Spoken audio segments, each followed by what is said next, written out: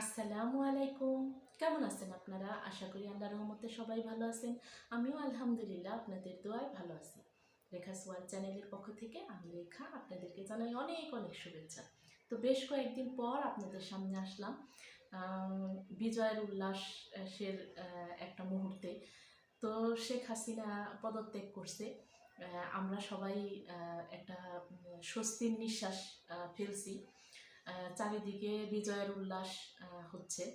আর এই বিজয়টা আমাদের ছাত্র সন্তান ভাই এদের জন্য অনেক তাজা তাজা প্রাণ দিয়ে গেছে। তাদের তাদের রক্ত বৃথা যায়নি। দেশ স্বাধীন হয়েছে, আরেকবার দেশ স্বাধীন হলো।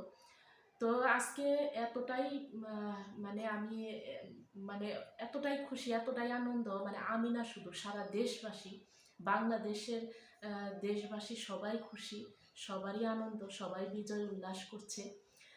তো আমি আজকে গুছিয়ে কথা কিছুই বলতে পারছি না, তবে একটা কথাই আমি বলবো।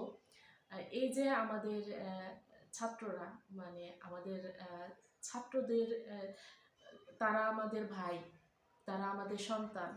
হ্যাঁ, এদের ঋণ কোনো দিনও শোধ করার মতো না।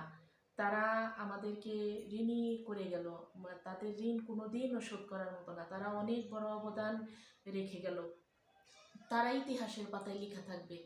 আসলে এই আমাদের এই স্টুডেন্টদের দিকে তাকালে, যারা আন্দোলনে ছিল, আন্দোলন করেছে, হ্যাঁ, যাদের প্রাণ গেল, এই আমাদের ভাই, আমাদের সন্তান, যাদের প্রাণ গেল, যারা যারা রক্ত দিয়েছে, হ্যাঁ, রাজপথে নেমেছিল, আসলে যাদের প্রাণ গেল, তাদের দিকে তাকালে, তাদের যখন দেখি, তাদের দিকে তাকালে মনে হয় সালাম, রফিক, বরকত, এদের চেহারাটা ভেসে ওঠে আমার কাছে।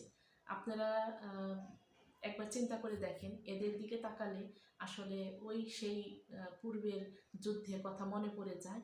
তাদের চেহারাগুলি, সালাম, বরকত, রফিক, এদের এদের চেহারাটাই ভেসে ওঠে। আমি এটাই মনে করি। আজকে আমার মনের এটা প্রকাশ করার জন্যই আপনাদের সামনে আসা। তো বেশি কথা বলবো না।